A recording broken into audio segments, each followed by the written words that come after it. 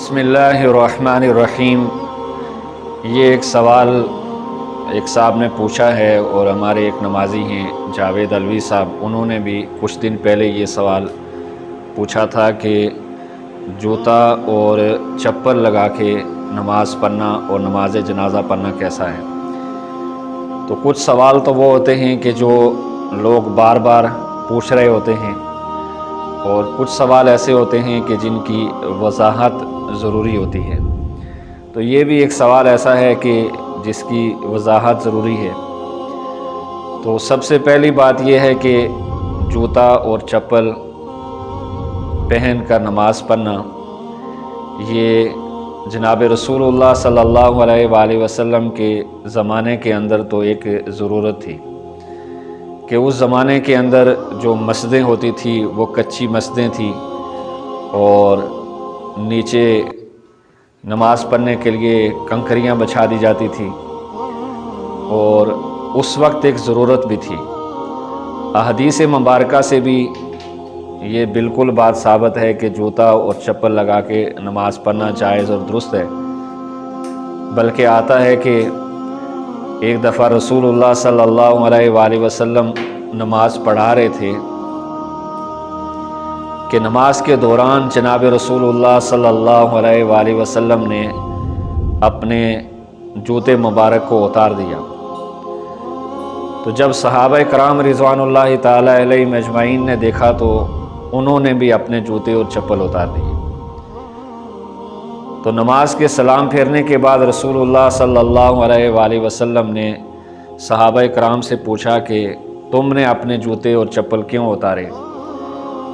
تو صحابہ کرام نے عرض کیا کہ اللہ کے رسول آپ کو دیکھا تو ہم نے بھی اتار دیے۔ تو رسول اللہ صلی اللہ علیہ وآلہ وسلم نے فرمایا کہ مجھے تو جبریل امین نے آ کے بتایا تھا کہ آپ کی چپل کے ساتھ گندگی لگی ہوئی ہے اور اس لیے میں نے اتاری ہے۔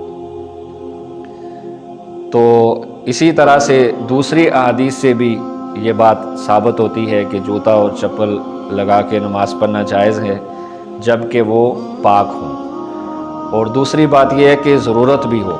اب موجودہ زمانے کے اندر ہماری مساجد کے اندر بہت بہترین انتظام ہے، بہت مہنگی اور اچھی قالین ہیں، ماربل لگے ہیں، ٹائل لگے ہیں، دوسری سہولیات بے شمار ہیں۔ تو اب ان احادیثوں کو پڑھ کر کوئی شخص اگر یہ کہے کہ اس پر میں کیسے عمل کروں، تو ان پر عمل کرنے کی ضرورت نہیں ہے۔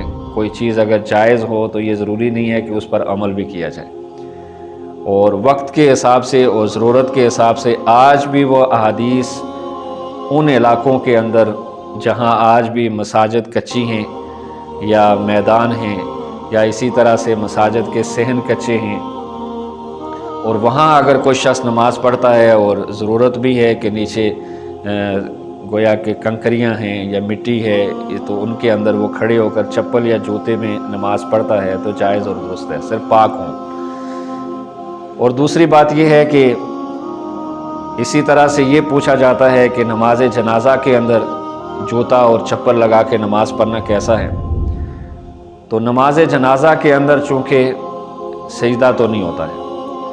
نماز جنازہ میں یہ ہے کہ کوئی شخص اگر جوتا اور چپل لگا کے نماز پڑھتا ہے تو اس میں بھی تھوڑی سی تفصیل ہے، اور سب سے بہترین عمل یہ ہے کہ انسان جوتا اور چپل اتارے اور پھر نماز جنازہ پڑھے۔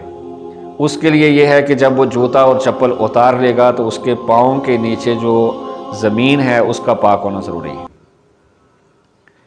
اور اگر جوتا اور چپل پہن کے نماز پڑھتا ہے تو پھر وہ جوتا اور چپل اس انسان کے جسم کا حصہ بن جاتے ہیں۔ تو ایسی صورت کے اندر زمین کا پاک ہونا بھی ضروری ہے اور اس جوتے اور چپل کا پاک ہونا بھی ضروری ہے۔ تیسری صورت یہ ہے کہ وہ جوتا اور چپل اتار کے جوتا یا چپل ہے اس کے اوپر اپنا پاؤں رکھ لے۔ تو ایسی صورت کے اندر چونکہ جوتا اس کے جسم کا حصہ نہیں رہے گا، چپل اس کے جسم کا حصہ نہیں رہے گی، اس کے پاؤں کے نیچے آ جائیں گے، تو ایسی صورت کے اندر جوتے یا چپل کا اوپر والا جو حصہ ہے اس کا پاک ہونا ضروری ہے۔ تو ضرورت کے تحت آج بھی یہ احادیث وہاں پر جہاں جہاں ضرورت ہے وہاں لاگو ہو سکتی ہیں اور وہاں جوتے اور چپل کے اندر نماز پڑھنا جائز اور درست ہو جائے گا۔